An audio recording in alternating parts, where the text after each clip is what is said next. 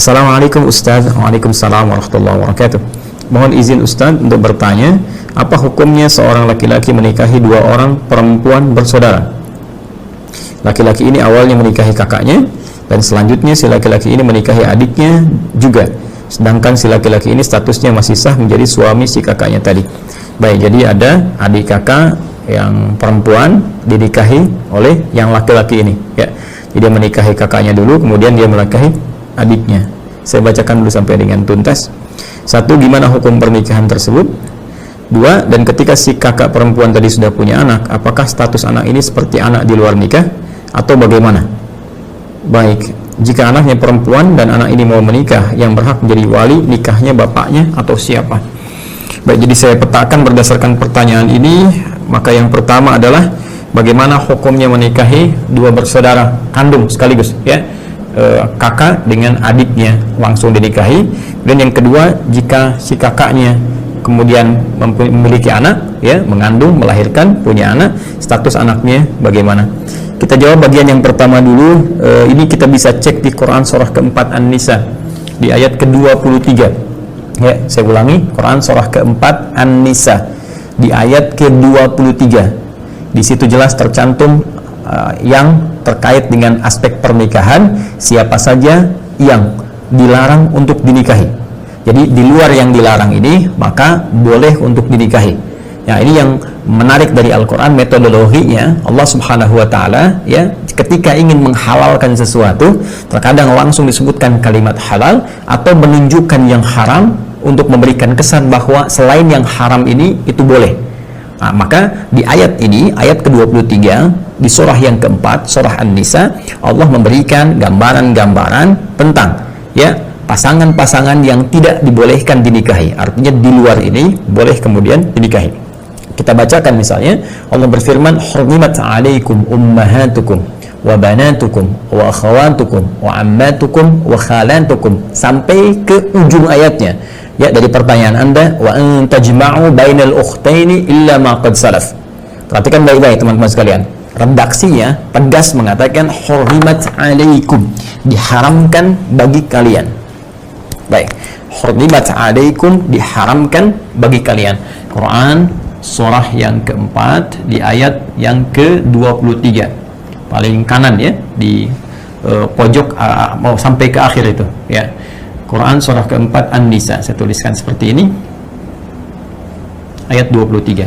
Redaksinya itu langsung tegas, tidak ambigu, diksinya langsung menunjuk pada kalimat yang sempurna sehingga tidak ada multitafsir di sini. Ya, Allah langsung menyampaikan hurrimat, ya.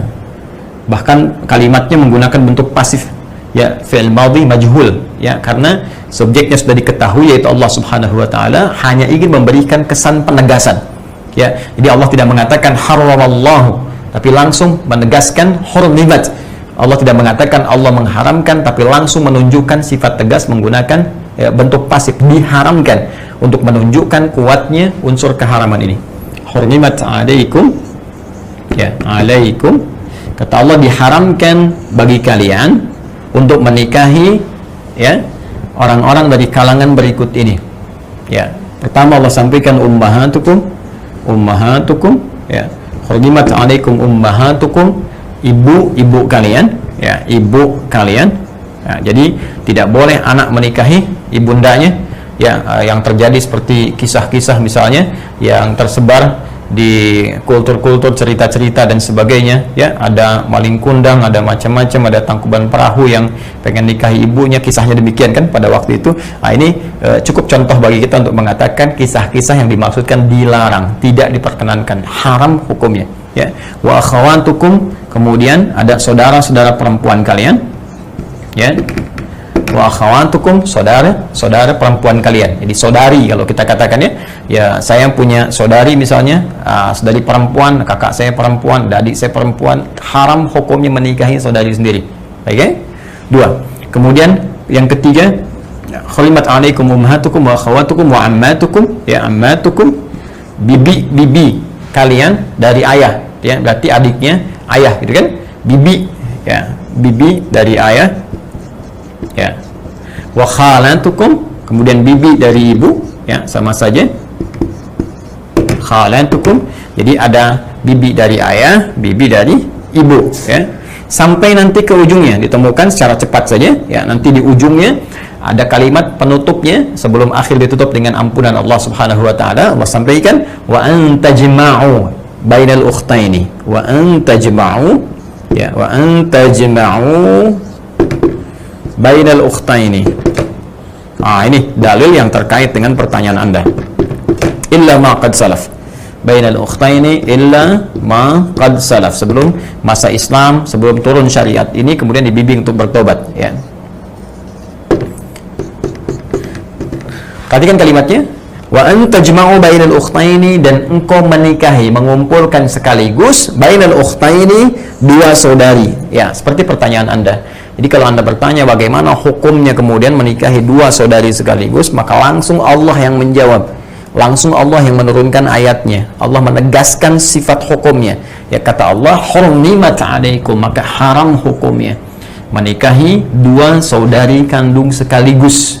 Ya deh, menikahi dua saudari kandung sekaligus.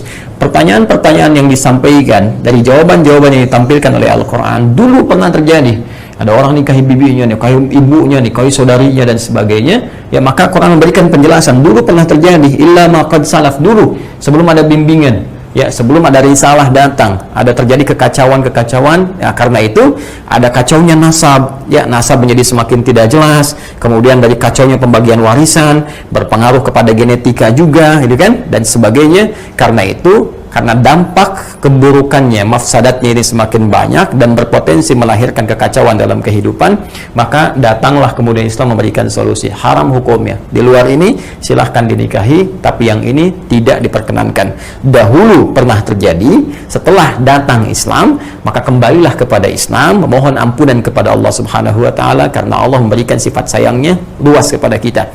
Karena itu di akhir ayat ditutup dengan sifat Allah Ghafur dan Rahim. Allah memberikan ampunan kepada siapa yang mau mengevaluasi diri, kemudian dia kembali meninggalkan praktek ini dan mendapatkan rahmat Allah Subhanahu wa taala. Jadi pertama, secara singkat, hukum menikahi dua saudari sekaligus jelas hukumnya haram. Ya, jelas hukumnya apa? Haram. Artinya haram itu kalau dikerjakan dia berdosa, dan sepanjang hidupnya berdosa kalau dia tidak kembali bertobat kepada Allah Subhanahu wa taala.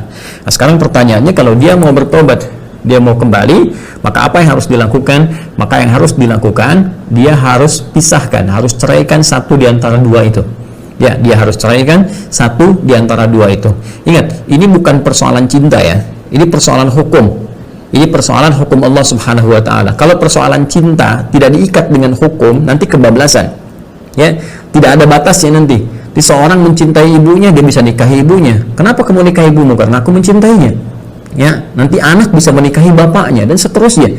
Ini akan terjadi kekacauan dalam kehidupan. Karena itu, kaidah-kaidah hidup mesti diikat hukum. Jadi tidak ada yang bebas tanpa batas. Semua ada ikatannya, semua ada hukumnya, dan hukum itu diturunkan oleh Allah untuk mengatur kehidupan kita sehingga berjalan harmoni, baik dan maslahat. Ingat, kalau ada yang dihalalkan dalam Islam, berarti ada manfaat besar yang bisa kita dapatkan, membantu kita mendapatkan maslahat kehidupan dunia dan mengantarkan kita pada kemuliaan merka akhirat. Jika ada yang diharamkan dalam Islam, bukan ingin memberikan kesulitan atau batasan kepada kita, tapi lebih menjaga kita dari kesulitan-kesulitan kehidupan, kekacauan-kekacauan hidup, dan persoalan-persoalan serius yang menjadi beban ketika pulang menghadap Allah Subhanahu wa taala.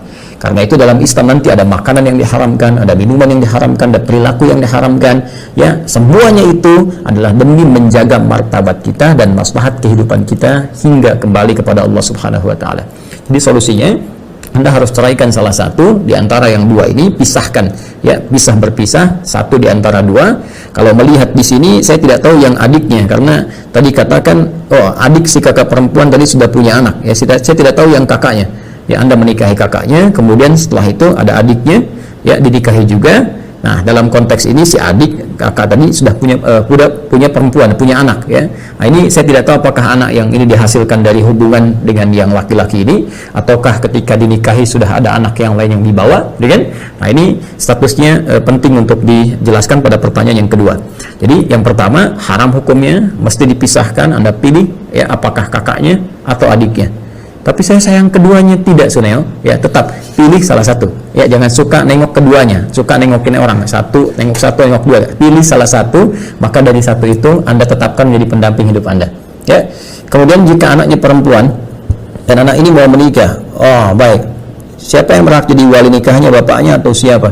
Ya Anda pisahkan dulu yang tadi, ya. Jadi kalau Anda bertahan dengan adiknya kemudian menikah, ya walinya Anda, ya Anda ayahnya gitu kan. Tapi kalau misalnya diteruskan tetap hubungan ini, maka selama berhubungan itu jatuh statusnya adalah haram, ya statusnya apa? Haram. Jadi sekali lagi pisahkan yang satunya, kemudian bertahan dengan yang satu, dan Anda menjadi wali dari anak itu, ya. Wallahu taala a'lam bis-shawab.